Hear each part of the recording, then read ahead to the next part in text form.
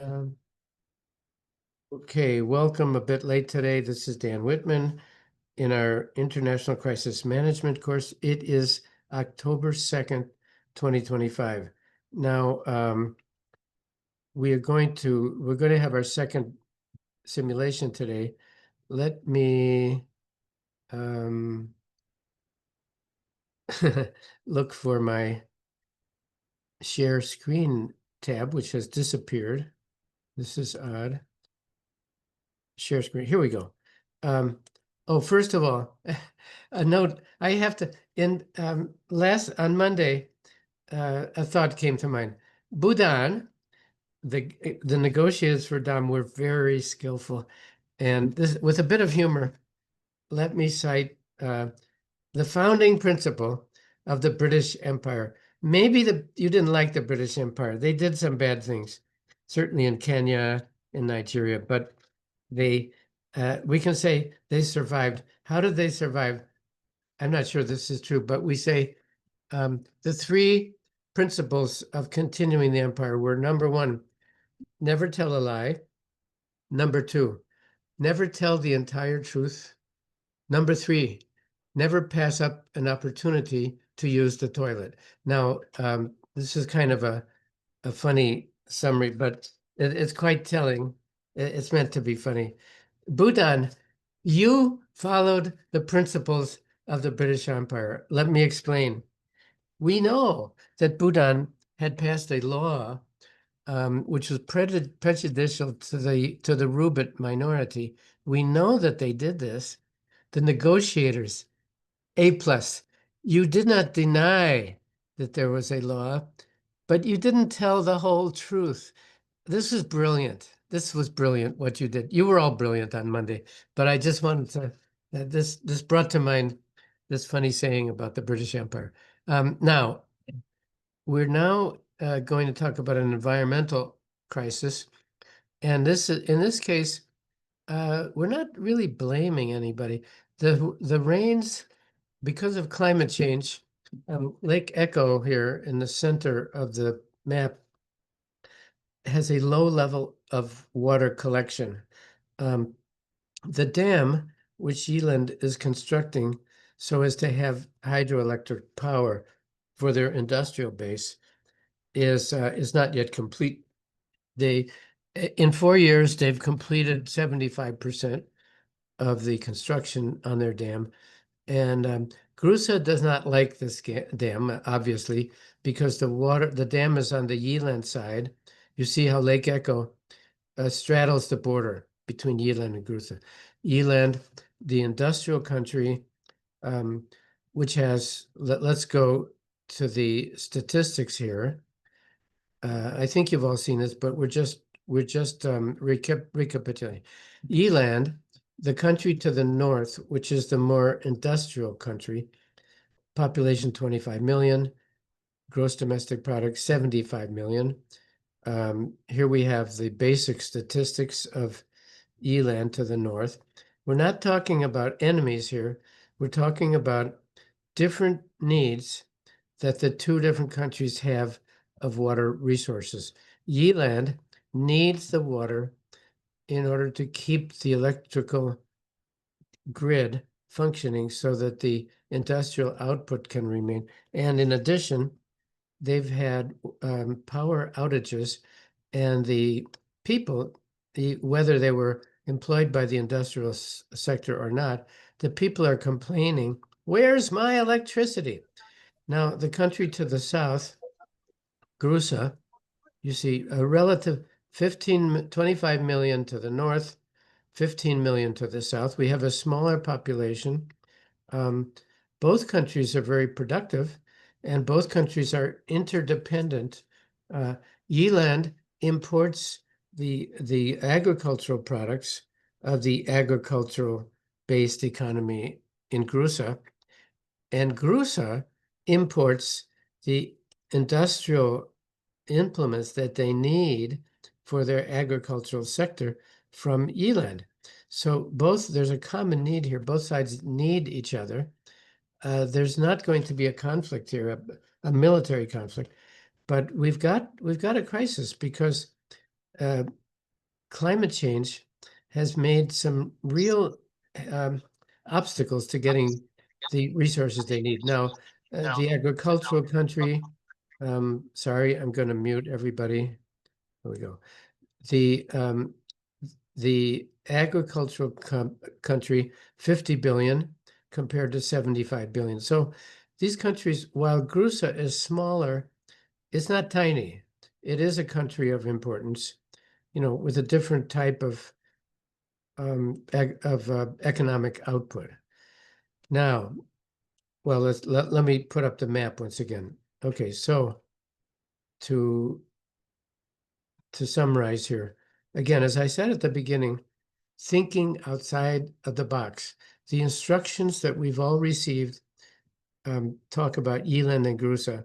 Note on the map, there are other countries, Isenia, west of Ipota. They're not involved directly in these negotiations, but there they are. And I'm just saying that as a hint. Now, is there anything more I need to say before we begin? Yeah, and just a note, maybe today, more likely Monday, I'm going to show you a short video which explains why sometimes in diplomacy and in crisis, sometimes everybody benefits when fewer things are said publicly.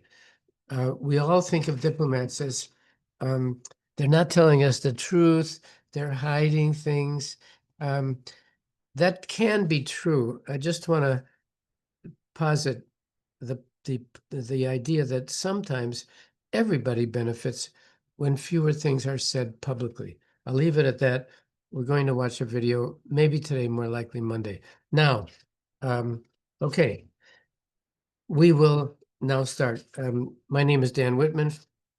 I am the SRSG for the Secretary General Guterres of the United Nations. Want to thank everybody for being here. I'm on a short time span.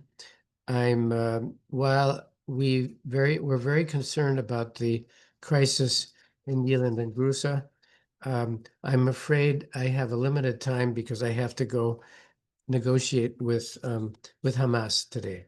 So I'm going to give you my full attention, but for a rather short time. May I turn first to the Department of State for their opening statement? That would be Delegate Stiailo and Delegate Labadina. Yeah. Delegate Labadina, over to you. So, distinguished colleagues, on behalf of the United States Department of State, I would like to thank the Water Convention Bureau for convening this important meeting and our partners, Eland, GRUSA, and SOAR, for engaging in dialogue today. The United States has clear interest in this issue. We import wheat from GRUSA and farming equipment from Eland, and our islands and tour companies benefit greatly from crane tourism at Lake Eco.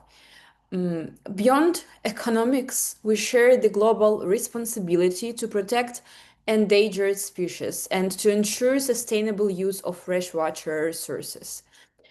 We fully recognize Iran's urgent need to provide electricity for its people, industries, and hospitals.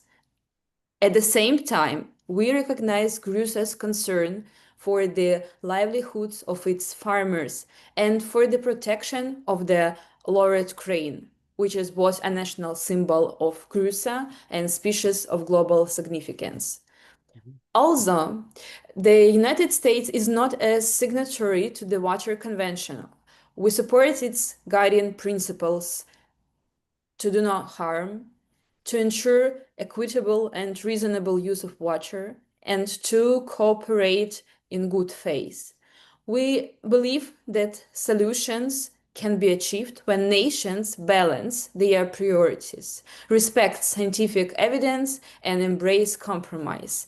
Therefore, the United States urges all parties to consider options that address Iran's immediate energy needs while safeguarding Lake Ika and supporting the economic stability of Cruza. And we encourage investment in renewable energy and gradual filling of the dam and international cooperation to provide financial and technical assistance.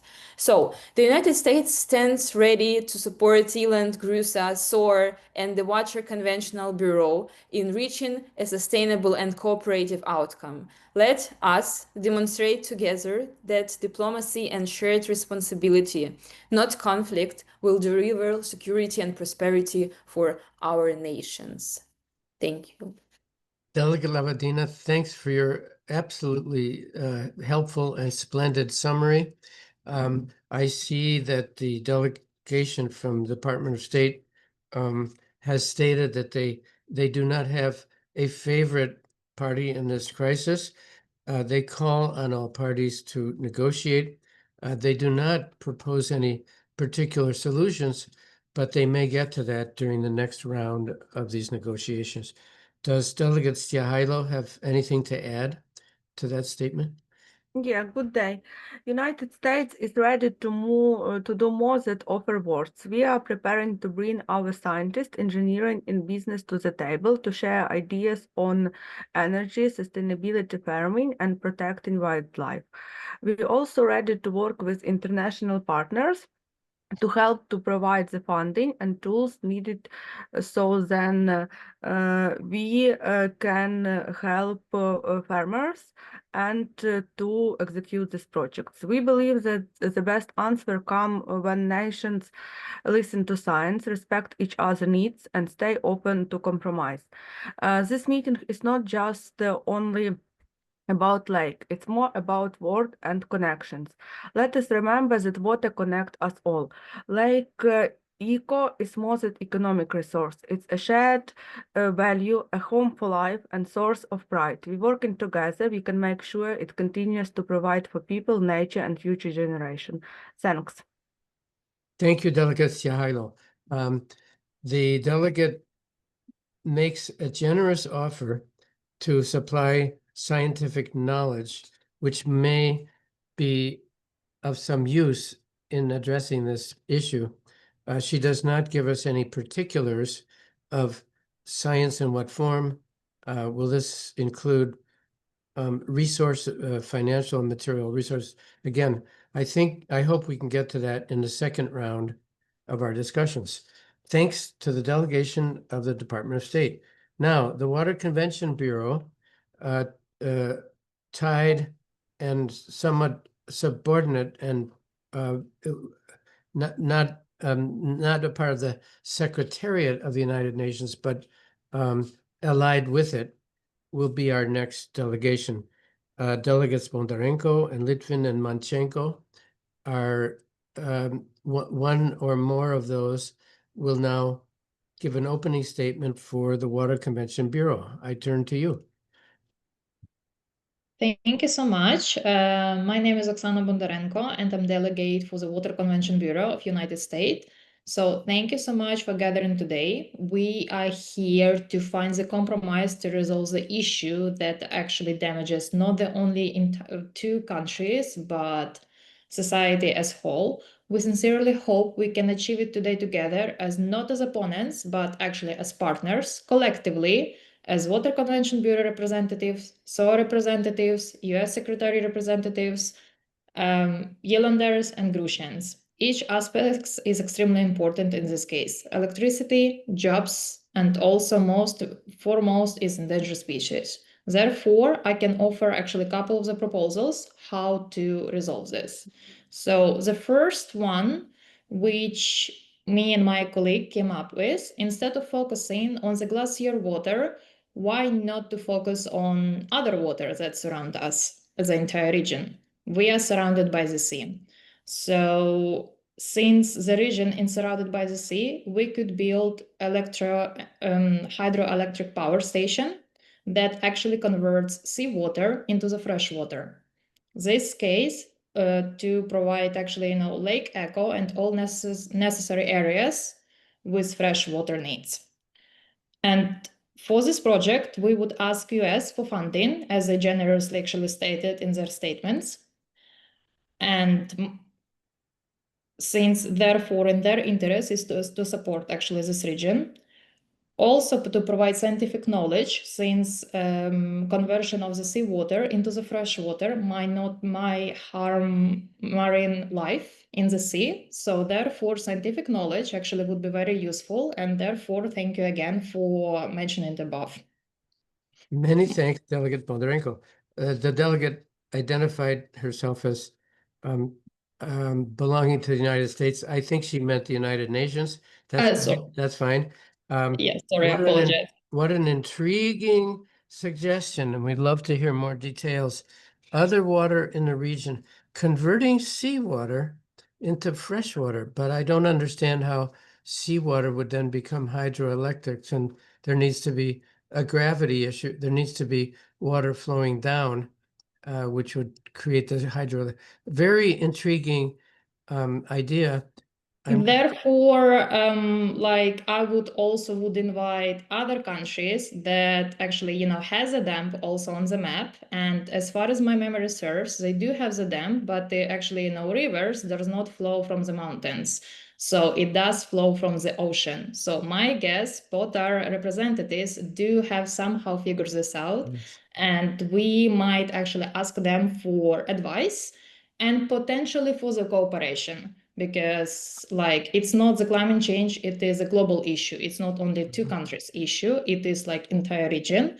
And therefore, we can also invite on the table for the negotiation and cooperation with Tovi and Isenia too.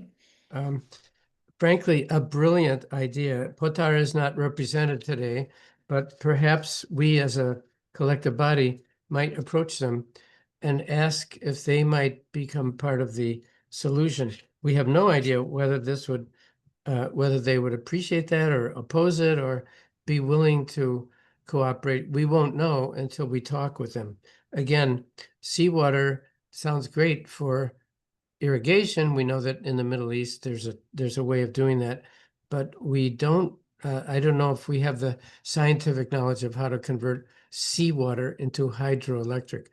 It can become water for irrigation and even for consumption, but having the gravity flowing downwards, something to be explored. And the US delegation said they would lend scientific expertise. Maybe you have a future Nobel Prize scientist, Department of State, and maybe that person could figure out this conundrum. Would delegates Litvin or Manchenko have anything to add during this first round? Nothing for now. We will turn to you in the next round. Now we turn to the Foreign Ministry of Yiland. We welcome you, delegates Melnichuk, Chenyahu, and Donetsk, to make your initial statements. Go ahead. Honorable Secretary General, honorable partners, and distinguished colleagues, Yiland comes to this table with a sense of urgency and responsibility, and our citizens are facing frequent and harmful blackouts. Schools, businesses, and most critically, hospitals cannot function without reliable electricity. It is the duty of our government to ensure their safety and well-being. For this reason, the completion of the Great Sox River Dam remains our top priority. At the same time, Yiland recognizes our shared obligations under the Water Convention. We know the future of Lake Eco, the Lesser Sox rivers, and the Lower Crane is of vital importance not only to Grusa and Soar, but to the entire international community. Yiland does not seek to choose between people and nature. We seek a balanced solution that protects both. We are prepared to discuss measures such as phased dam filling, guaranteed water releases to protect Lake Eco, and the establishment of a joint management committee to ensure transparency and cooperation. Furthermore, Yiland is open to exploring renewable energy alternatives as part of a long-term plan. Our position is simple. Yiland will act responsibly, but we must also act decisively. We hope to leave this room not with division, but with a shared plan that secures electricity for millions, sustains the wetlands, and demonstrates that cooperation under the Water Convention is not only possible, but effective. Thank you. Delegate Donetsk, thanks for this outstanding summary. You mentioned the intriguing notion of guaranteed water release. This reminds us of the situation, not yet a crisis, but it could become one in Ethiopia with the GERD, the Grand Ethiopian Renaissance Dam. The government of Ethiopia has promised exactly the same thing that Delegate Donetsk talks about, guaranteed water release. I'm not questioning that. I'm just asking, because of the climate change influence on decreased supply to the water collection, it sounds good to promise guaranteed water release. I'm not sure if we can guarantee that if there should be, God forbid, some form of drought. In that case, everybody would suffer. We thank you for this wonderful concept, responsible but decisive. In this phrase, you have addressed the greater needs of the community while also affirming your own particular needs, which we do recognize. We appreciate that deciding between people and nature, as you have put it, is something we really want to avoid doing. We want to be able to support both. Thank you, Foreign Ministry of Yiland. Any other comments at this point from Delegates Chenyohu or Melnichuk? Any comments, or perhaps during the second round? Okay, now we go to the Foreign Ministry of Gruza, the agricultural country, turning to Delegates Kravitz and Ivanova. Your opening statement. Hello, honorable chairs, members of the Bureau, and distinguished delegates. I speak on the behalf of the Republic of Georgia with a grave concern. Our region faces a climate-amplified freshwater crisis. Record low mountain snow has left the Great Sox River, which feeds like the Lake Eco and the Cruises Farm at its lowest level ever. Yet, Yield is rushing to complete a hydroelectric dam on the Great Sox. This project will cut off vital flows downstream, devastating the lake Eco Wetlands Preserve and depriving Gruza's wheat farmers of irrigation. Gruza strongly objects to this unnatural course. Lake Eco lies on our common border, and the laurel crane, a 6-foot-tall bird that is a national symbol of Gruza, relies on its waters. We remind Yield and this bureau that the UN Water Convention explicitly forbids causing significant transborder harm. This dam, as planned, will irreversibly damage the fragile ecosystem of Lake Eco / the already endangered crane population and inflict major water shortage of Gruzan farmers. This is unacceptable. Our farmers already use Great Sox water to grow 40% of Gruza's income in wheat, and 60% of our national income comes from the crane tourism. Destroying these resources undermines both our prosperity and Yiland's long-term interests. Despite grievances, Gruza remains committed to a solution. Our economies and future are intertwined. Yield sells farm equipment to us and buys our wheat. We all share the interest in protecting the Laurel crane. In that period, Gruza will negotiate in a good faith to balance Yield energy needs with our own survival. In particular, we propose concrete measures. Firstly, to support renewable energy, like provide technical and financial aid so the Yield can build solar and wind powers instead of relying on the dam. Gruza is prepared to lend or contribute funds to this transition. Slow the dam's filling, agree to a multi-year filling schedule so the Lake Eco and the downstream Sox rivers retain more water. This temporary relief buys time for alternative power. And study inter-basis transfers, so commission of a joint study or on diverting water into Lake Eco. This could reduce Yield's need to tap the Great Sox entirely. In conclusion, Gruza Demands are clear and firm. Success means a thriving lake eco with its cranes protected, a sustained water supply for our farmers, and a strong regional cooperation. Thank you. Thank you, Grusa, Foreign Minister of Grusa. Very eloquent. You speak about renewable and an increase in the use of renewable energy, wind and solar, I guess. And you offer scientific research towards that end. Talk about a transition to a multi-year structure. I'm not sure how that would work. And you propose a joint study. I believe, I'm not speaking on behalf of the government of Yeeland.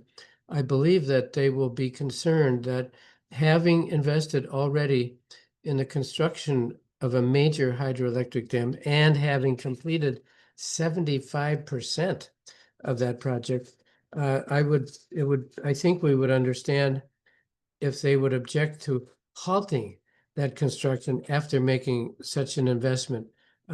It's very possible that adding other sources of energy, hydro and solar, might augment that. During the second round, I would ask Grusa, are you suggesting that Yeeland halt the construction of a hydroelectric dam in which they've invested 75% of the cost? That's just a question that I think we can expect from Yeeland. Delegate Ivanova, anything to add during the first round? Nothing at this time. Now we go finally to SOAR, Save Our Avian Resources. And we remember that SOAR is a nonprofit organization.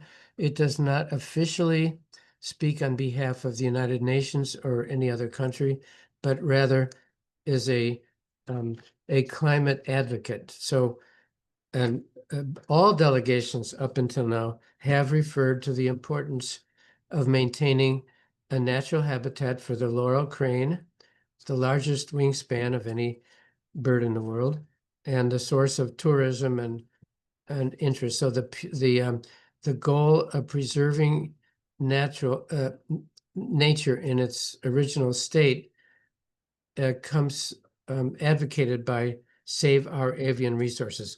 Delegates Sisodia and Frolkis, any comments for this first round? I note that Delegate Sisodia is in a very remote time zone and may or may not be able to join today. I'm not sure he's present, but I know he's present in spirit. If Delegate Sisodia is present, we turn to you. Otherwise, Delegate Frolkis? So far, nothing from SOAR, and that's understandable. I guess those two delegates have been taken up with possibly with connectivity issues, Wi-Fi bandwidth, and partly just the sheer distance. We thank you in your absence for reminding us that we all appreciate nature and we want to sustain nature wherever possible. We're all mindful that climate change threatens nature. Now, let's go to a second round. We've heard some intriguing contributions. The Department of State offered scientific assistance in the form of expertise. They did not mention any particular willingness to donate resources, material, or equipment or money to sustain that promise. And we would be curious to know if the Department of State would be open to giving actually material or financial assistance to back up their offer of giving scientific input. For GRUSA, you talk about renewables, transition to a multi-year structure. It all makes sense. We're curious whether you've thought in advance to step by step, how would this work? Would you say halt the construction of the hydroelectric dam in Yeeland? Yes or no? we'd be interested in your opinion on that. From Yeland, we understand that the blackouts are affecting people. We do care about people and nature. Maybe we care about people more than nature. It seems that humanity often makes that preference. Maybe they shouldn't. But you talk about graduated water release. Sounds good. What happens during a drought? We acknowledge that you have mentioned the crane as of interest to your country as well as Grusa. A larger percentage of the Grusa population actually is employed thanks to the crane, but we know that Yeland also has equities in the tourist industry and in maintaining the habitat of this rare species. We thank you for calling for responsible but decisive action. We know that your interests are not exactly identical to your neighbor, but we ask you and everyone else to think of other solutions. One of the delegations mentioned the presence of other countries in the area, and I'm just guessing whether that could be part of a solution. The Water Convention Bureau mentioned an intriguing idea, which I do not understand, converting seawater to freshwater. I know that can be done, but I don't know how that can be converted to hydroelectric power, which requires gravity, sending the water downstream, so to speak, so that it can create the power. It was the Water Convention Bureau that mentioned addressing the government of Potar and seeing if they might have something to add here. I'm going to put the map up again for the second round of our discussions. What I seek for the Secretary General is some actual concrete suggestions that I can bring to him for his consideration. We all understand that all delegations have asked for cordial and equitable negotiations, but we don't yet have specifics. Would any delegation have more to add? And I think I'll turn to Delegate. Well, let me just open. In fact, let me open the discussion to any delegation that might have some suggestions.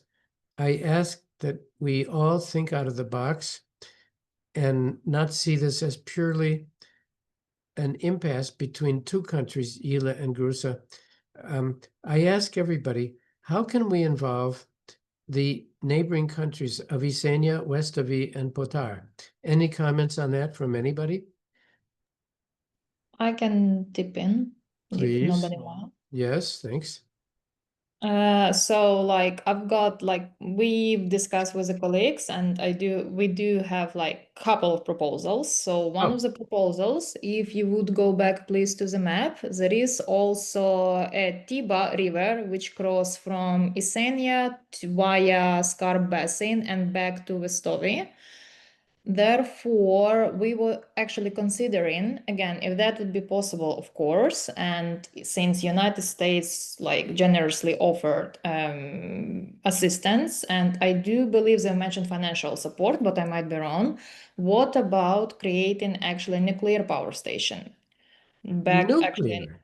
Yes. Wow. Since it has been actually, confirmed that it is easiest and the most powerful source of the energy. However, it requires a big amount of water to cool it down, to cool it off. Therefore, a suggestion actually, to place it close to the Skarb Basin. However, we need to bring into the table Isenia and Vestovi, since we have trans water crossing between those countries. That's one of the solution, one of the proposals, which might be under consideration. Therefore, Grusa and US can loan or invest into it, and then, for example, in 50 years, funds should be refunded or reimbursed, and Yeland can import electricity back to Grusa at a lower rate as a partial repay for the loan, for instance, for the long term. You take my breath away, Delegate Bondarenko. The nuclear power requiring cool water, we know from Zaporizhia, this is Yes. a crucial issue. Zaporizhia is constantly under threat of not receiving the cooling water that it needs, not to mention it's in the middle of a conflict and does not have full control of the facility. We don't have any idea if Isenia would be open. There are risks tied to nuclear energy, and of course, Isenia would have to agree to that. You mentioned a process that would take 50 years. Do I hear that correctly? Approximately, yes. That's just estimate. Like that depends on the this is representatives of the Congress. forgive my humor here, but this is something Joseph Stalin would have suggested, a long range. We must be mindful that today, on October 2nd, 2025, the government of the United States does not have a budget. I think that thinking in terms of 50 years is a bit utopian. I love the idea of it, but I don't know if any country would be capable of committing an effort that long. But it's a fantastic suggestion. May I ask, why Isenia? Why not Westovi or Potar? Both of them, because we have Uh-huh. trans-water crossing. Like you see, from We the do. mountains to the Tiber River, it goes to the Scar Basin, and then it goes to Mm-hmm. Vestovi, if I'm saying this right? Yes, Yes. Or it goes from the mountains, yes. Thank you so much, Delegate Bondarenko, for reminding us. Here we have the Tiber River flowing from the mountains of Isenia into Yeland. Yes. Maybe the source of a smaller hydroelectric unit. We also have Clippers Creek flowing from Westovi. Notice how the Scarp Basin conveniently lies at the borders of all three countries, Isenia, Yeland, and Westovi. It seems that if Lake Echo is a source of water, perhaps the Scarp Basin also, which straddles three countries. We see that in all the neighboring countries, there are mountains and water flowing downstream. But we see that in Potar, for Except for Potar. example, well, Potar has these, but they do not have any waters flowing into Grusa or into Lake Echo. Potar, however, does have a dam on the South Bell Stream and the North Bell Stream, which come together to form the Robe River. So these are intriguing options. Thank you, Delegate Bondarenko. Nuclear, that's a major question coming with risk and great expense and the absolute need for cooling waters. If we're experiencing a decrease in rainfall, I won't be the one to insist on this, but somebody could say, well, if the rainfall is not reliable, then we have some risk of a nuclear plant not getting the cooling facilities that it needs in order to avoid a major disaster. We don't want disaster. But thank you for those very intriguing No, we ideas. don't, but don't forget about also, possibility of converting seawater into the freshwater. We Seawater. have another source of water. That's We right. just need to have scientific help of, of doing it. So it might be a solution for it. Thank you very much. This is something we don't have that advantage in Zaporizhia, unfortunately, but that's a very good point. We are within striking distance of major sources of seawater, and that could become part of the solution.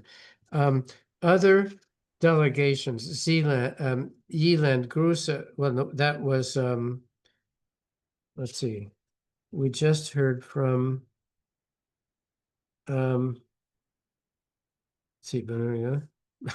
oh, we just heard from Water Convention Bureau. Water Convention Bureau, you are a light, you're giving a shining light of alternative ideas. What about GRUSA, ELAND, and the Department of State? Any comments either on what we've just heard or any other additions that you can make? Do I see Delegate Melnichuk about to speak? Yes, I'm here. Yes, please, go right ahead. Delegate Melnichuk from the Foreign Ministry of ELAND. Go right ahead. Yeah, actually, my colleague Ursul, she's having her hand up. Yes. I see that, and we'll turn to her next. Would mm, you like to say something first? yeah, of course. So from our group, and especially from my perspective, we need to care a lot about our people because, you know, we don't have to forget about the fact of rebellion and any protest. And I guess that we all serve to people. So in terms of that, we need to protect the citizens and make all possible for us to make their life comfortable. So we should cut down the amount of electricity outrages and make all the possible to make like their life possible or sorry comfortable.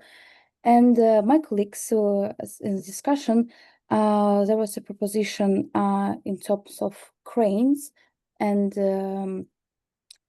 putting them on the neighborhoods. And I guess that my colleague can continue my thought. Okay, Delegate Chenyonu, anything to add to that? Yes, thank you for your attention.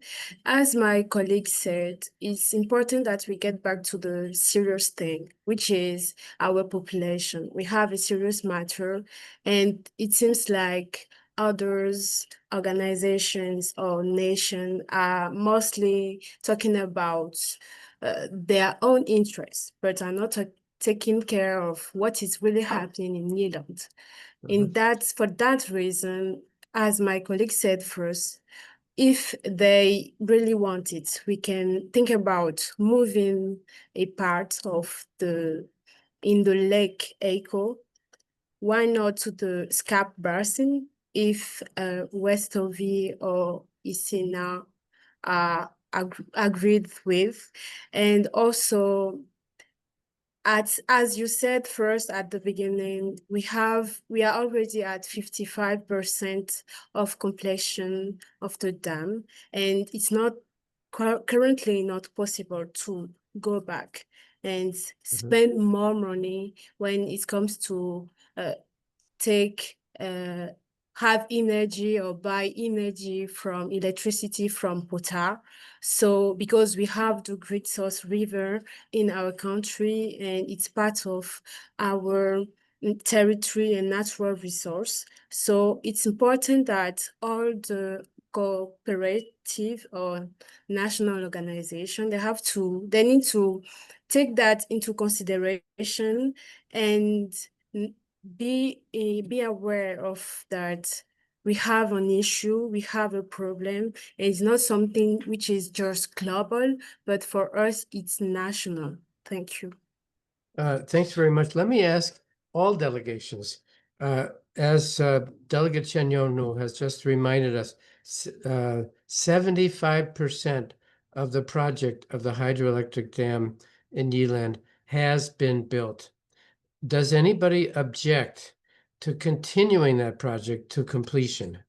It would be, if somebody did, it could be GRUSA, but can we all think about that aspect? Are we asking Yeeland to halt the construction of a dam which is already 75% complete? Any comments from any delegation on that? Well, if not, I would say, Eland, you are good to go. Nobody is asking you to halt construction. I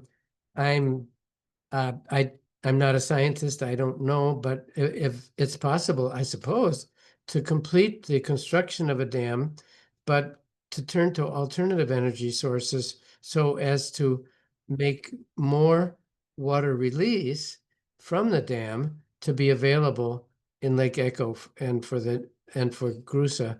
I'm not a scientist, I don't know. Delegate Melnichuk, your comment? Yeah, sorry. I guess I think it was clear for me, and I thought that maybe it's something simple for everyone. So I guess that's the point, to finish the construction in order to prevent any other like issues with like all the like outrages and everything else. Because if we spread our attention and money to any other like alternative sources, we kind of lose it, and it will make only more problems for everyone else, not for Eland. Well, we're all among friends, and it seems as if all delegations are understanding the predicament of Eland and saying, well, go ahead, finish your dam, and let's look at alternatives as we do so. I saw another hand up. Anybody can unmute themselves. The hand came back down. Any addition to this from anybody? The delegation of Gruza wants to add the prepositions. Yes, Delegate Kravitz. Yes.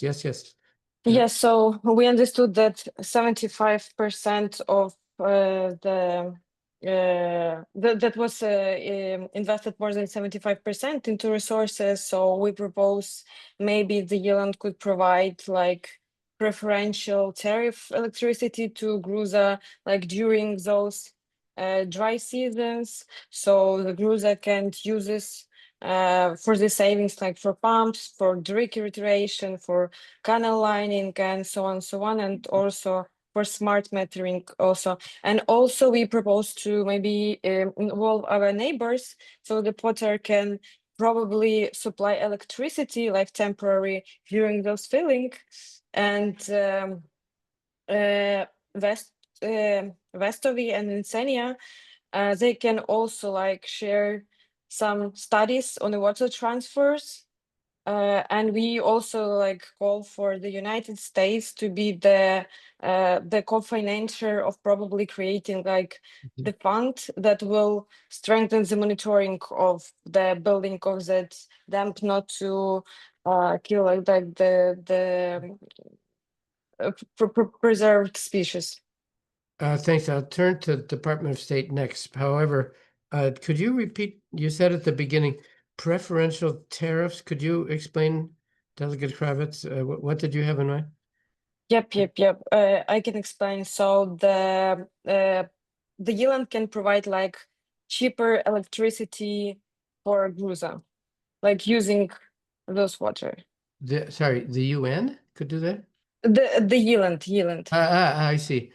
Well, the United States initially sounded like a great collaborator and saying we should work together and all this. I haven't heard any concrete offers or suggestions from the United States.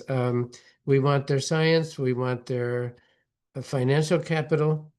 I haven't heard anybody actually ask for specifics. Delegate Bondarenko, your comment? Yes, hi, thank you. So I partially support Delegate Kravitz in the terms of we should not halt actually, the construction of the dam, since 75% has been already done, and we do appreciate all the effort and the hard work of the employees. Therefore, third proposal alternative is collectively control water supplies to the Lake Echo. So one representative from Eland, one representative from Grusa, and one representative from Water Convention Bureau collectively will make the decision in case of the drought to release the water, while we are still working on renewable energy, because again, it just seems like for me, aid kit for, temporary solution, but it does not solve big problem of the climate change in this case. Another very intriguing idea. This recalls this week, Tony Blair, former Prime Minister of England, proposed having a joint commission to deal with Gaza, where Palestinians would be represented, but also others, call them Friends of Palestine. What Delegate Bondarenko has just suggested is the same kind of structure where there would be an international commission of everybody working together as we are today. Today is just an introduction, is sort of a taste of what we might be able to do if we met regularly, let's say once a month, until we found a common solution. Delegate Donetsk? Yes. Can I? Yes, you had a comment?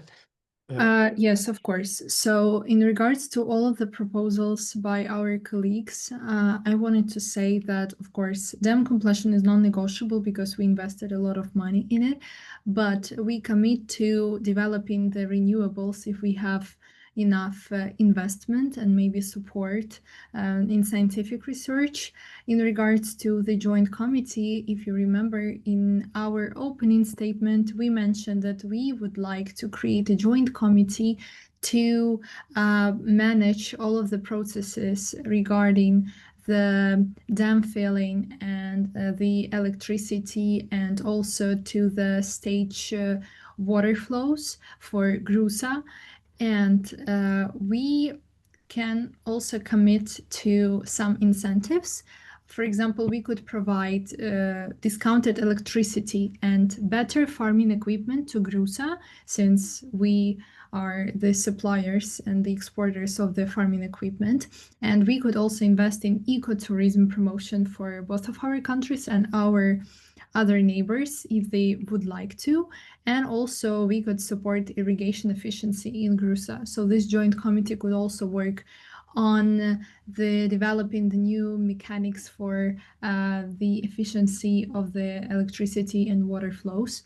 And of course, in long-term transition, we would begin maybe feasibility studies for solar and wind within maybe 12 months. With the US and Bureau support, and to diversify energy mix. And maybe the dam could be not only a short-term necessity, but our only plan with the developing of other side incentives. I want to thank all delegations for this novel idea of having a joint committee. I am confident that Secretary General Guterres will be very intrigued by this. At the same time, we know that the United Nations, is sometimes accused of being bureaucratic, slow-moving, and not so productive. Maybe Secretary General Guterres would have to be convinced this is a practical measure. It's not just a forum for people to grandstand and make their point known on a monthly basis. I think there's great potential in this idea. Delegate Labadina? Yeah. So the United States believe that only way forward is compromise, but also we support phase dam filling with guaranteed water releases to protect the lake. And we also propose creating a joint committee with equal representation to ensure transparency and trust. And in addition, the United States, with international partners, is ready to provide scientific expertise and consider financing a renewable energy project. So this would help Eland diversify its energy resources and give Gruza confidence that its farmers and ecosystem will be protected. Yes, we don't blame the Department of State for the mass exodus of scientists from the United States at this time. This was a very unfortunate process, which you did not create, but which you are condemned to live with. It's not a good situation. The scientists you talk about are rushing to exit from the United States, especially health scientists. But it seems that we have sort of a consensus, I think, from every delegation. Let's have a joint committee, mindful that committees become bureaucratic, blah, blah, blah.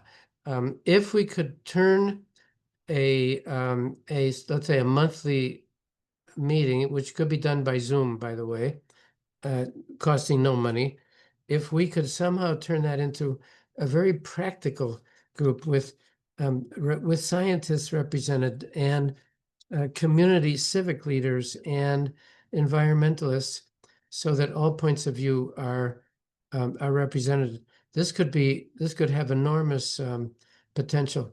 The United Nations loves bureaucracy, and they love creating new bureaucracies. We understand that many people in the world ridicule us for that, but maybe we can reach a higher standard. The floor is now open to any person who might have something to add. Is there any? I think we've made some real progress. Guaranteed water release from Yilan to Grusa. I think we've agreed that the construction of the hydroelectric dam in Yilan will not be halted. I think we've agreed that neighboring countries can be involved, Isenia certainly, through the Tiba River, which if this is very hypothetical, if there were to be a nuclear station, this could be a potential use of a water cooling system. These things are all very risky if anything goes wrong. We've talked about Potar. We've talked about preferential trade deals which would benefit Grusa during the construction of the dam in Yilan. Yilan understands, as a larger country, as an industrial country, that Grusa works at a disadvantage, and Yilan has generously offered some proposals that would equalize the equities between the two countries, including guaranteed water release, some preferential tariffs, and so forth. We've also talked about possibly converting seawater, I don't think into hydroelectric power, but perhaps into water that could be used for irrigation. That's very intriguing. And I think we're at the stage where we can ask for final comments, if there are any.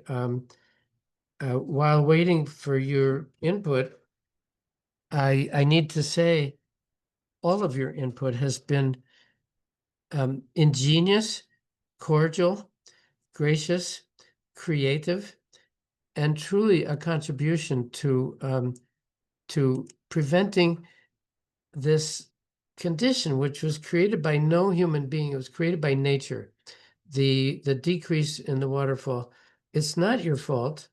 What you've done, I think, is very commendable. You have, with the understanding that we all are human beings and we all have a challenge if there is a drought or a decrease in rainfall, and we all understand working together, we can find solutions.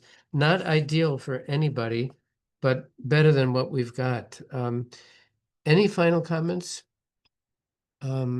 So if not, boing, that's the end of our exercise. Again, I didn't think you could possibly equal the marvelous work done on Monday, but you have done so. This is really great. And you know, the parallel, this is a fictional crisis simulation. However, it brings I think it's evident to everybody. Zaporizhia, Gaza, the Grand Ethiopian Renaissance Dam, although these are hypothetical exercises, they're very, very relevant to the real situations that we deal with in a world that's very troubled. We all have a common interest in understanding nature does not favor any one of us. It is what it is, and it's up to human beings to have solutions that can turn the benefits of nature and make them available as much as possible to as many people as possible. Each nation has its own equities, its own weaknesses. Grusa, smaller economy based on agriculture, has obviously a need for water for agricultural output. Yilan's need for hydroelectric is equally legitimate because the people and the industries require energy, and the energy is not going to come all by itself. We need human ingenuity. I really, once again, I congratulate everybody on this. This is absolutely marvelous. Someday we'll be able to do this together in a room where we can have what we call two-track diplomacy, where you have the plenary sessions. That's what we've done Monday and Thursday. What we did not do because of Zoom was have a possibility for people to mill around the room, have some tea and a pastry, and just seek out very informally and off the record, with whom might you find an alliance. This is the kind of process that's best done informally outside of the official plenary sessions. We did not have the luxury because of the Zoom limits, but someday, maybe together somehow, we can gather and do this using a different simulation. Want to remind people, all these simulations, by the way, didn't just fall from the sky. They come from the National Museum of American Diplomacy, which is a little division. It's not, it has a very small staff. It's attached, physically attached to the Department of State, and is actually housed at the 21st Street entrance of this large building, the Department of State. And they really have a marvelous pedagogical unit there.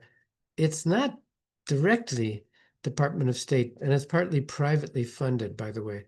But they have simulations also, ones based on history, the Suez Crisis of 1954, I guess, the Barbary pilots of the late 18th and early 19th century, where pirates were taking American ships in the Mediterranean, and where diplomacy and hard and soft power were used to try to resolve that. They have not many, maybe a dozen of these simulations, some of them based in history. The thing about history is we now know how things indeed worked out. So I think it's more creative to have a fictional simulation where we really don't know the outcome. This is more like what we encounter in real life. We're not in control of what history imposes on a situation, because we don't yet know what's going to happen. In Monday's simulation, we had a greater risk of conflict, I think, with the migration crisis. There were real hard feelings between the two countries. We're not persecuting our minorities. Yes, you are. And we're too poor to accommodate. This is a really nasty situation, the one on Monday. Today's situation was different in character. It was more, from the start, your own interventions were more collaborative. Every single comment you made was collaborative. I congratulate you on that. And looking forward, I hope you took notes. I forgot to mention that. If you did not take notes, immediately write down everything you remember, because in writing an after action report, your best hope of doing a good one is to be able to remember what was actually said. I have my notes. Do you have yours?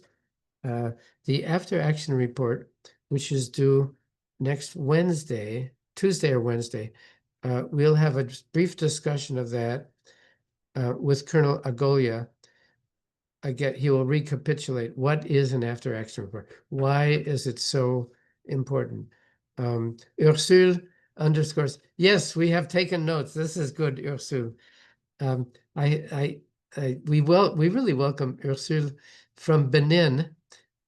Isn't it enriching, everybody, to have a group that comes from so many diverse areas? We only benefit by having Benin and Kenya and Kazakhstan and Romania and Croatia. I love this, and I love what I'm seeing of your brilliant moves and your brilliant participation. Ursule is sending hearts to all of us, and we send them back to her. and to everybody on this call. I think that's it for today. Juan also speaking from northern Iraq also sees a benefit in bringing together these. We will have from Kurdistan, the Kurdish area of Iraq. At any point, if somebody from Kazakhstan or Kurdistan or Benin or Romania would like to give a 10 or 15-minute presentation, we don't understand that much about the Kurdish area of Iraq. Let's call it Kurdistan. Or I think that many people on this call don't have much depth of understanding about Kazakhstan. So I open this to any participant who would like to tell us more about the geostrategic challenges of their country. Juan from Kurdistan is offering to do so. I would be fascinated.